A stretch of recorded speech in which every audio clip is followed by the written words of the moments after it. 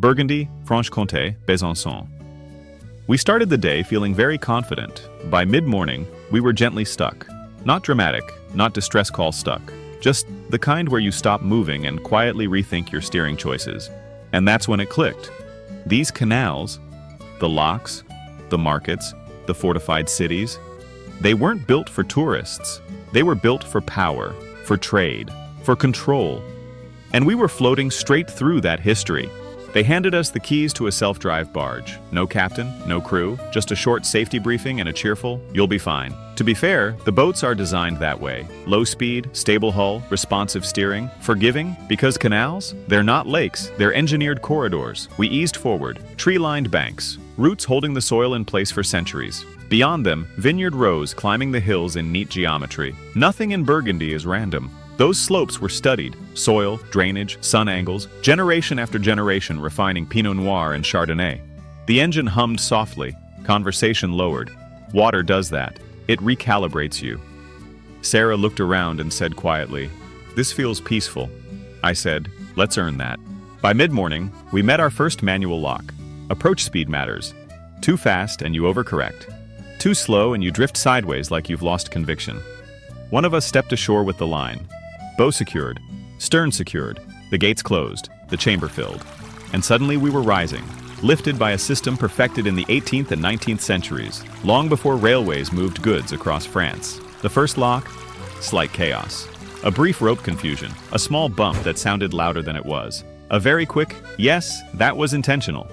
But by the third lock, something shifted. Communication sharpened, movement synced, less stress, more rhythm. "It's not strength, it's timing," Sarah grinned.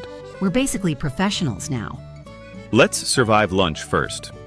We moored just outside the historic center. Dijon once rivaled the French crown in wealth. The Dukes of Burgundy built a court powerful enough to challenge royalty. You can still feel that confidence in the architecture. Timbered houses, stone facades, civic buildings that feel deliberate. We headed to Les Halles Market, a 19th century iron-framed hall, bread still warm, pastries, Comté cheese aged in Jura mountain caves, terrines rooted in preservation traditions long before refrigeration.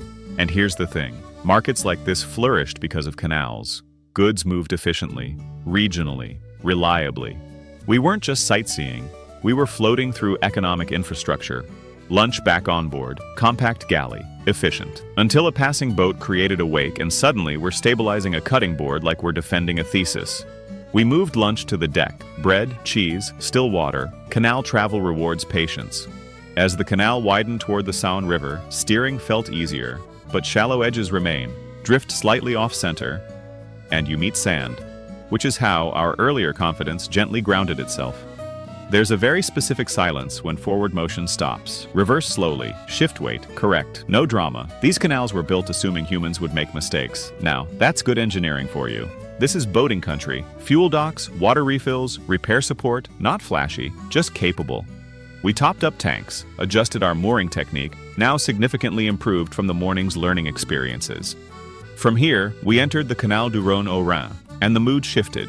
The canal narrowed, forests pressed closer, locks appeared more frequently. Historically, this region shifted between French and imperial control before becoming fully French in the 17th century. It carries that layered past, quieter, more reserved, less ornamental than Burgundy. Sarah said, "It feels serious."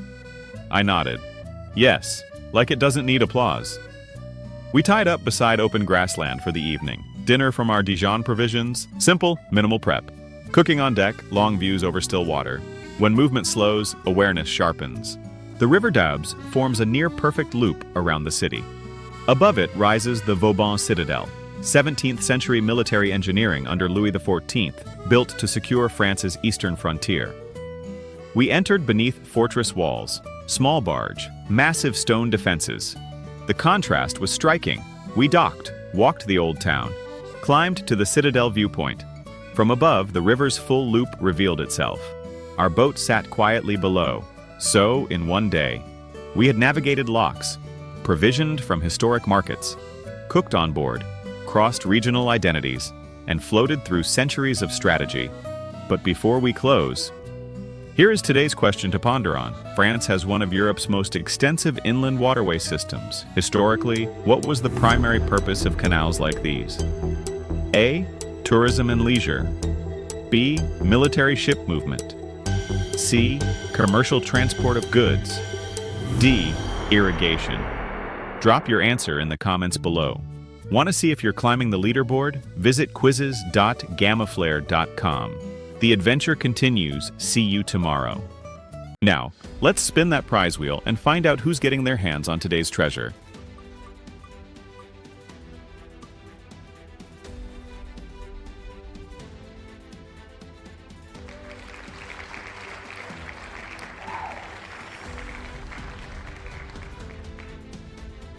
And congratulations to our winner. We'll be dropping a message right in your comment, so keep an eye out and check your DMs for your claim link. And hey, if Lady Luck swerved past you today, no sweat. A new riddle drops every weekday, and your chance to win resets tomorrow. This is Quizzes with Flair, where brain power meets horsepower, and curiosity comes with prizes. Catch you tomorrow, and maybe, just maybe, you'll be the one burning rubber into the winner's circle.